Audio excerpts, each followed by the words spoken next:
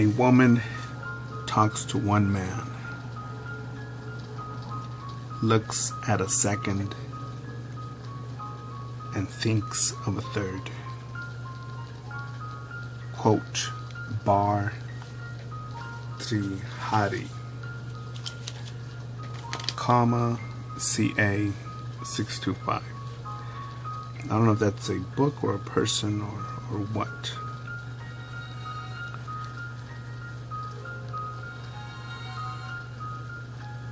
I think I like that quote, but I think it could apply to both sexes, or all 79 of social justice warrior sexes declared. A woman talks to one man, looks at a second, and thinks of a third.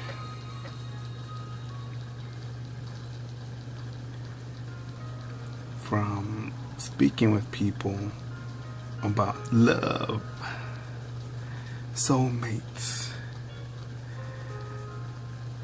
and I mean really getting into, not just saying, well, who do you want to marry? Well, someone that makes me happy, someone that's gonna appreciate me and love me. Fuck that, it's not gonna happen. It's not as easy or simple as that. You know, can you put up with their fucking nagging voice, with their fucking morning breath, with them trying to interrupt you from fucking shitting, or you want to fucking take a shower but they want to go do something else, or just different plans of the day, different goals in life, different perspectives on shit.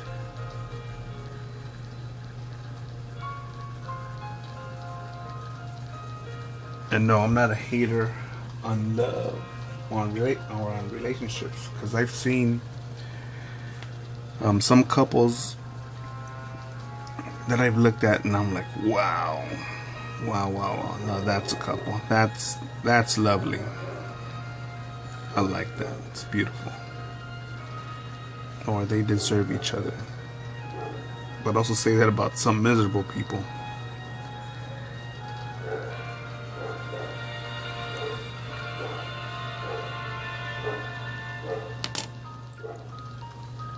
But I think what this comment reveals more is just people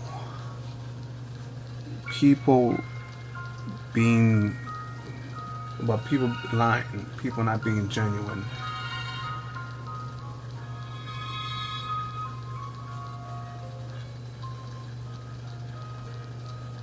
I think one thing will be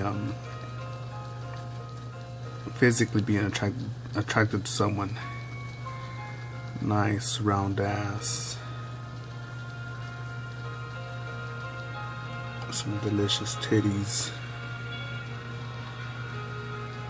great smile.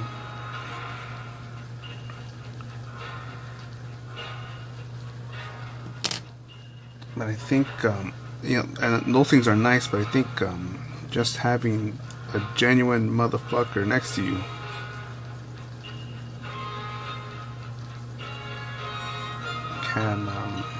can make not just a road trip good, but worst case scenario, a road trip with not just a flat tire but with 2 flat tires, where your phone dies. Like idiots, you forgot to go buy extra water at 7-Eleven, so you were broken down with just 1/2 bottle of warm water to drink, and you've only got 1 spare tire, and you can be with someone that's gonna fucking panic. Oh my god, what are we gonna do? What are we gonna do? It's your fault. This sucks. No, it's your fault. We shouldn't have been on this road trip. Or someone says, whoops, 1 tire. Fuck it, let's just put 1 of them on, see what the fuck happens, and see if we could buy off another spare tire from somebody else just driving by. We'll see how it goes. Make this shit happen. Let's go. I think so many of us get caught up in just, this is my high school sweetheart, this is the best bitch on the block, this is the one dude on the block that Yeah, he's lame, but you know, it's better than that other dude. And I'm not cool with that, man. I'm not cool with that. And I bring it up because, and I've seen it happen. I've seen people just knock each other, or the dude knock up the bitch, and the bitch say, "You're right. We should get married now. We should start a family now. We should get married." And now I'm gonna say something that's probably even more uncomfortable for some. But to me, I think with someone like that, bringing a kid into a world like this, or into that sort of situation, either you put up the motherfucker up for adoption because it's not going to be in a loving environment, or abort the motherfucker. And people will say, "Oh man, you're a fucking murderer, man."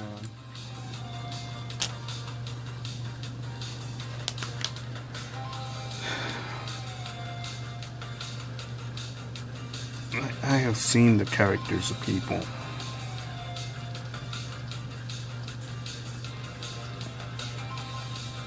I have seen the darkness of people.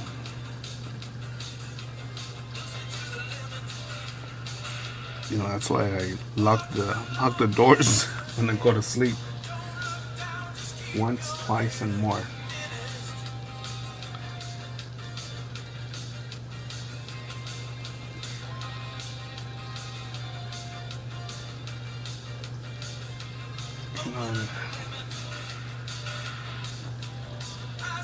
You know, there's a reason why, especially here in the big city, why you hear sirens over and over. They're not going out. Oh my goodness, emergency delivery of roses. Someone get on it. Just see, I'm gonna cut this part in here. Someone needs roses. Someone needs the fire department is not flying through traffic to go rescue a kitty off the fucking off a tree, and the cop isn't going with 10, 20 backup squad cars to go pick up a stolen bicycle.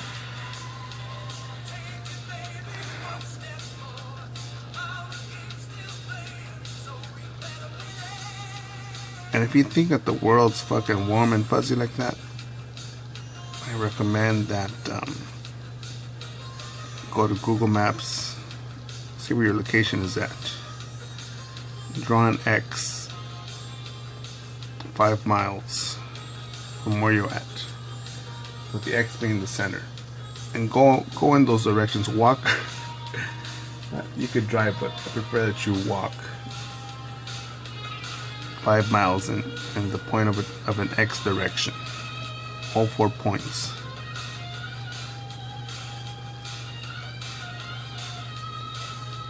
And some of you fucking clowns should do it during the daytime, because your naive asses will get fucking stuck like some motherfucker out there.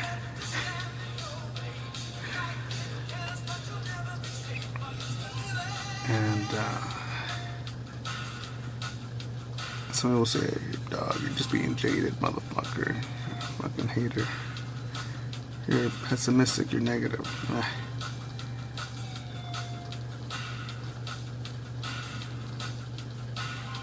I look both ways on across the street. I'm not fucking putting on the fucking. I've seen people put on the fucking headphones,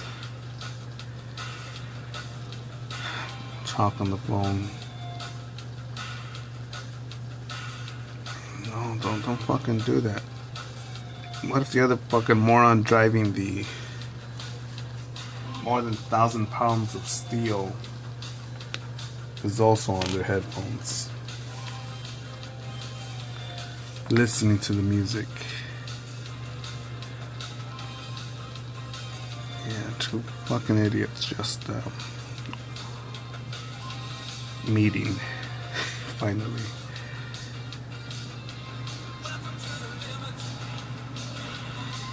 Okay, I'm getting off topic here. A woman talks to one man, looks at a second, thinks of a third. And I'm trying to understand how motherfuckers can always say, and not just dudes, I mean not just chicks, but dudes. Just people will say, oh, that's my ex. Fucking bitch, I fucking hate her, fucking asshole, motherfucker. The only meme about an ex that I liked was, oh, it was painful, it was brutal. Man, beautiful picture of, maybe there were 10 tacos or so, sometimes 8. 5, 8, 10, I don't know. It was a handful. It was a taco plate, man. And they were on the ground. You could tell that the plate had fallen on the ground with the tacos on them. And the meme read, "To my ex out there, I hope this happens to you."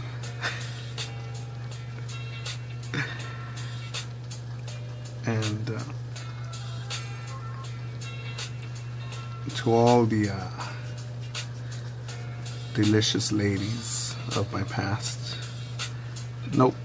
I am curious where they're at,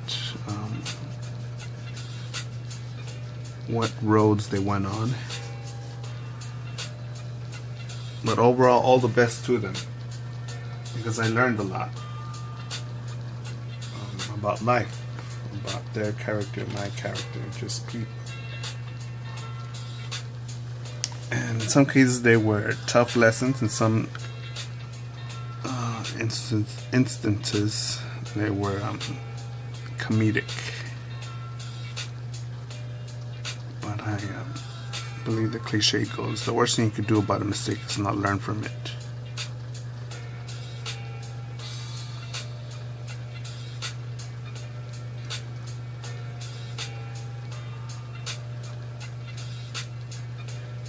But with every booty call,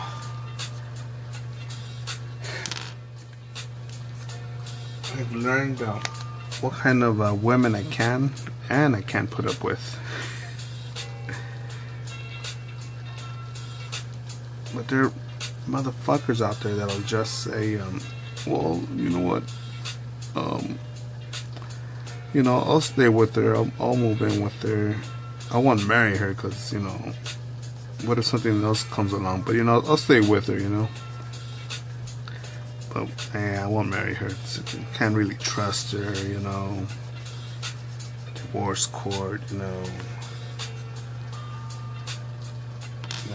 Divorce attorneys now, just boyfriend, girlfriend. Yeah, that's it. Not risk it all. Just do it this way. Yeah.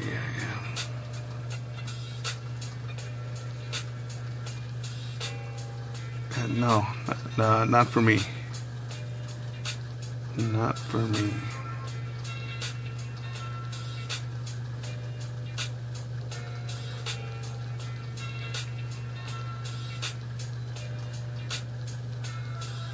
And I've told many motherfuckers, dump her. You're not happy.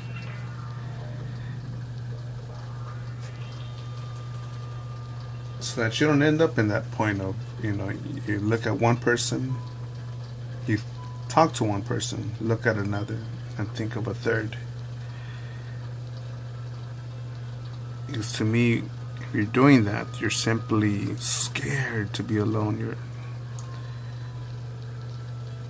You're thinking small, and right now I'm being an asshole. I need to return some phone calls actually. But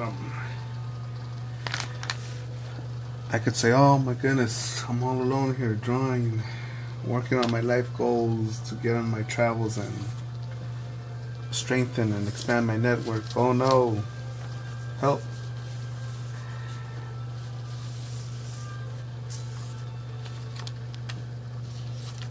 I know the rewards and the risk up ahead.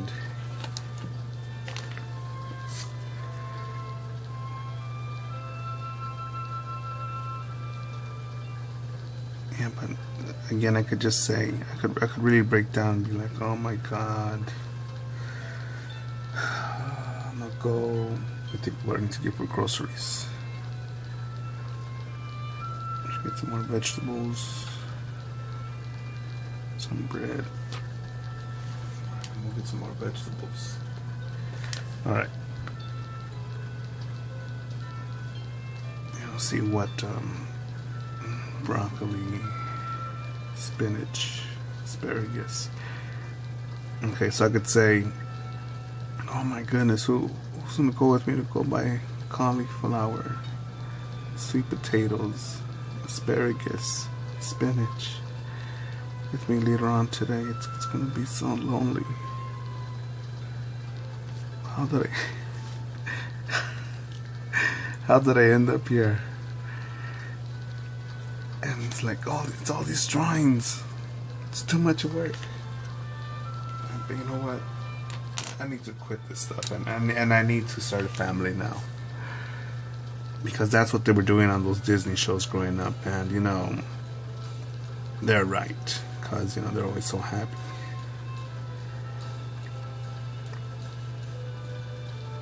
And just a reminder on, I think the American National average divorce rate is, I think last I checked years ago, was 53 or 54%.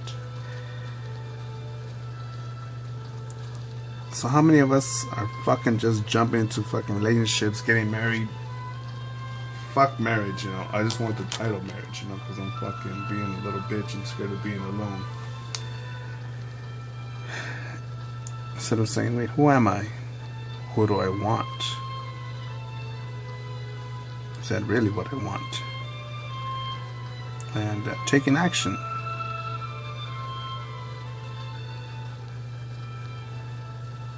Me at the moment, I feel that I'm a whore. And I believe that there is nothing wrong with being a whore. Nothing at all. The only problems, the only headaches come with when someone is genuinely a whore, but they pretend to be a fucking angel. Yeah, I'll be honest. I'm faithful. I'll be the only one. But they're just they haven't admitted, or they're scared to admit or realize, or haven't even realized that they're scared of being supposedly alone. Supposedly. And with returning those calls, it's either just people that I need to well, that I realize have such a network out there of people in my life.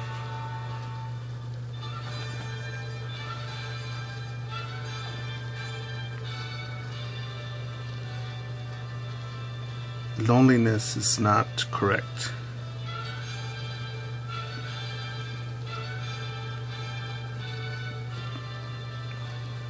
You know, I could really lose all context by just not brushing my grill, not taking a shower, not fucking drawing, not fucking reading, complain, pull out the race card, pull out the sexism card, pull out the victim card, pull out the woe is me card. And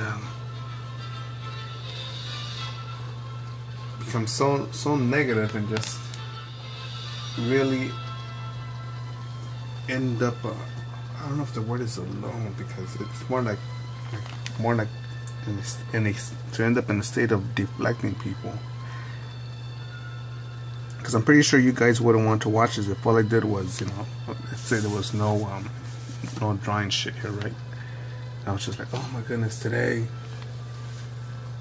I went to the evil, out of touch leftist Starbucks, and the lady was so mean to me. Can't believe it. No whipped cream on my Frappuccino macchiato drink, whatever the fuck it's called. Those bastards, how could they do that? Don't they know that I paid full price? My God. And no. people,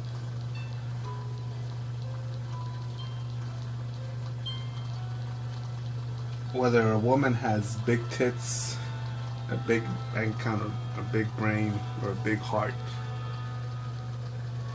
it will attract people that are attracted to those things.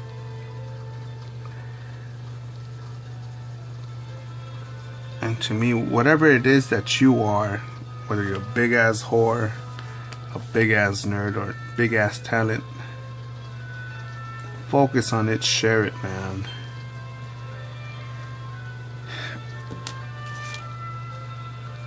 Because I think if you do that, you'll attract people that are attracted to that.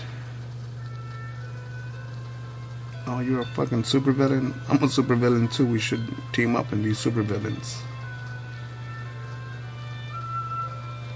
You want to save the world? I want to save the world.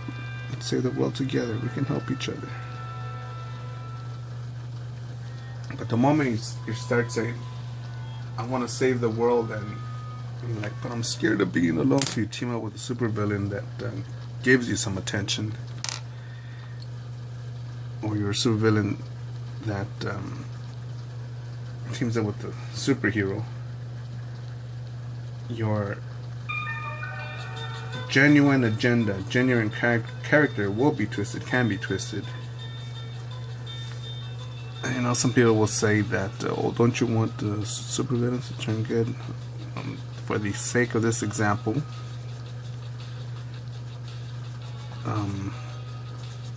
it's about being yourself. And that's something else where changing people. You know, because what is it? I think that after the first 7 or 9 years, that's when. After the first 7 to 9 years of life of a kid, that's when self-esteem is either built or not into the fucking kid.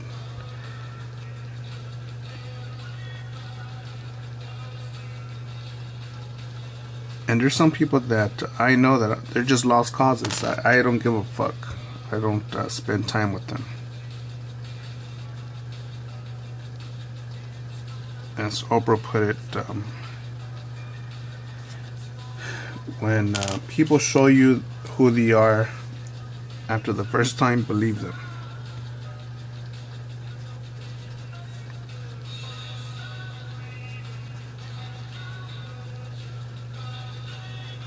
And right there it's about, oh, well, he'll change, she'll change.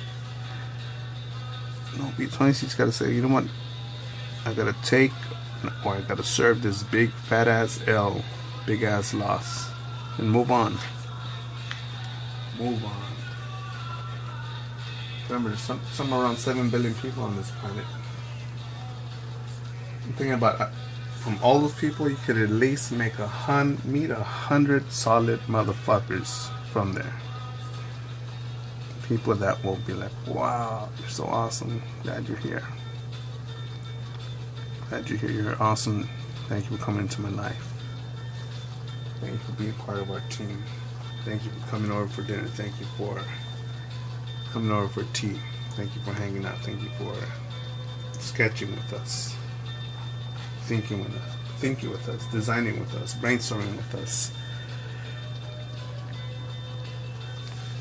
going to the beach with us, going to the park with us, doing this and that with us, enjoying life with us. And it's just do that here. And with those numbers out there, just the human population, yeah, man, go for it, man. Go form those bonds. Go look for them. You know, travel mentally and physically.